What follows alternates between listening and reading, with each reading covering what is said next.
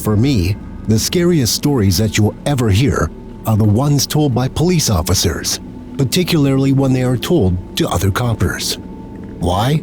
Because every police officer knows what the other had to put up with and go through just to be in the job.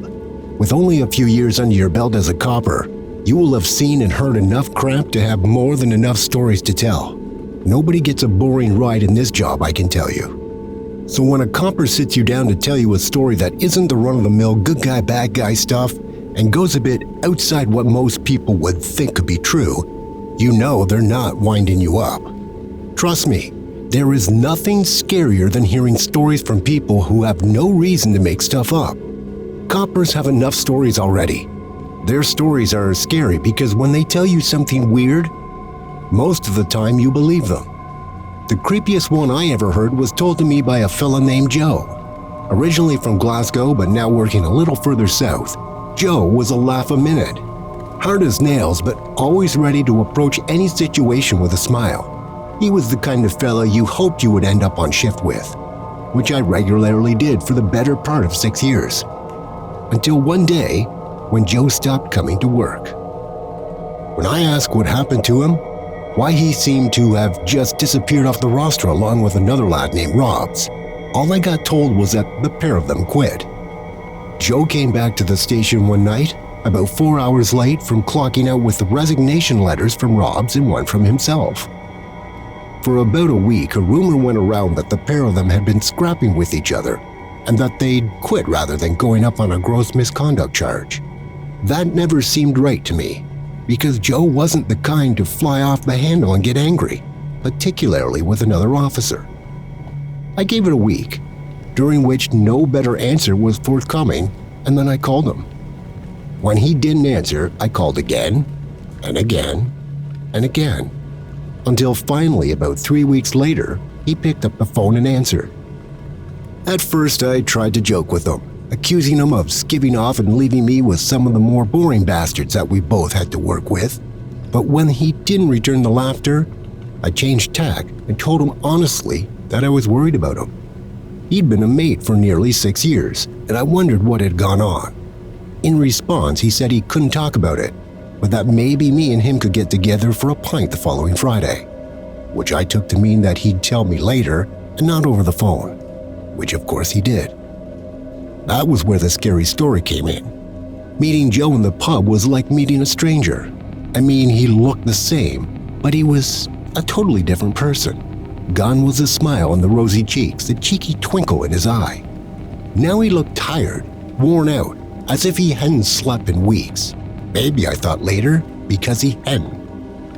What Joe told me wasn't a ghost story or some nonsense about monsters, but it does go beyond what most people would be willing to believe was possible.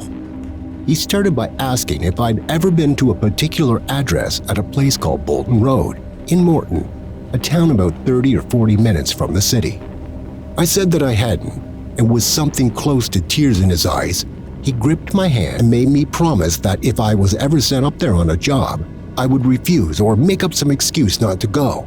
When I asked why, Joe became very quiet, and then after sinking his pint in a whiskey chaser one straight after the other in 2 swift movements, he began to tell me about a night a few weeks earlier.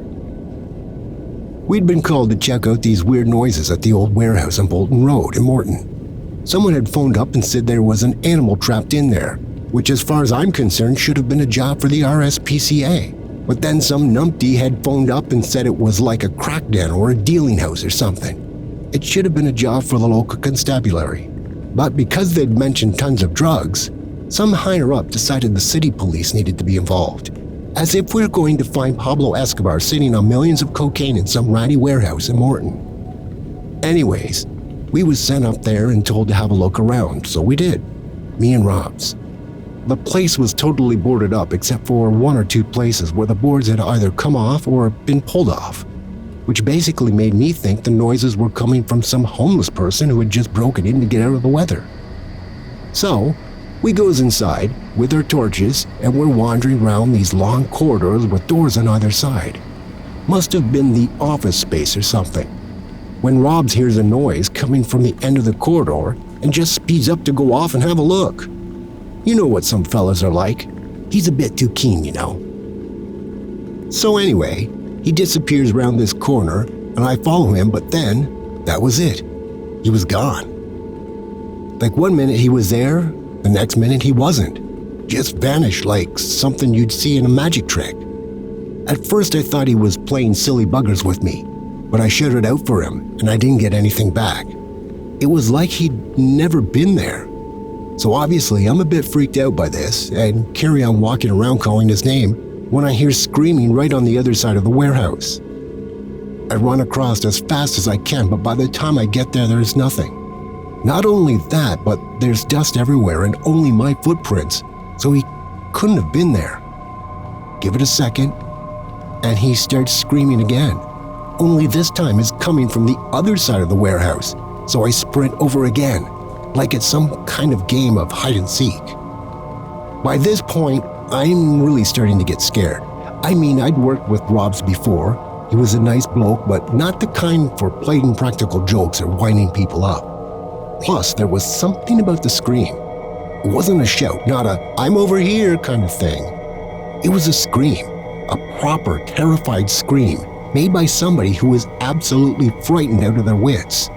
You hear something like that, and suddenly creeping about in the near dark in some old warehouse seems far more intimidating than it might sound.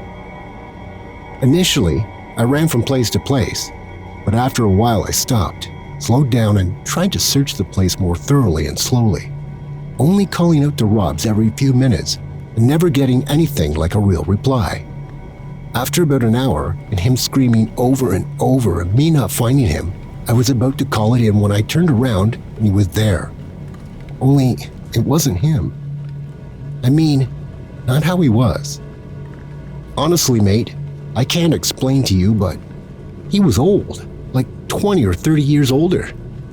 At first I didn't recognize him and thought maybe this was one of those homeless people I'd suspected of being in there, or some mentally ill person. Then I looked again and I could see it. It was him, but older, far, far older. His face looked like it had fallen in on itself, and he was staring at me with these mad, wild eyes. What the hell happened to his uniform or his gear, I don't know, but he was naked. His hair was long and he had this beard down to his belly button, all gray. I mean, how does that happen? How do you grow all that decades worth of hair in less than an hour and go completely gray? It's impossible. But that wasn't the worst of it. His body had these scars all over, big raised scars like pink snakes or worms, all over on his back, his ribs, his legs. Thing is though, they weren't cuts. They had healed and scarred a long time ago. He was in tatters, just sat there shaking and rocking backwards and forwards. All he kept saying was, "It's been years and years. I've been lost in there for years." I rang an ambulance and got him taken to the hospital. When they finally let me see him, the doctors refused to believe he was who I said he was. They kept saying it was impossible. He was asleep for a long time, but then he woke up. I told him I was finished as a copper, that I'd seen enough and that if he wanted to hand his papers in, all he had to do was sign at the bottom, which he did.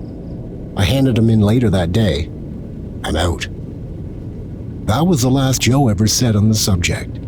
Robs dies a week later after pleading with doctors and anyone who would listen for them to shut off the warehouse before anyone else got lost in there.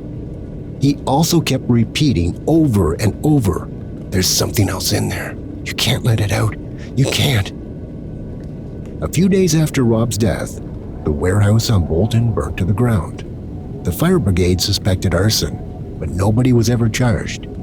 If I was a better policeman, I guess I'd tell them who I suspected of starting the blaze, though of course I never have. In my mind, he clearly had his reasons, and no reason at all to lie.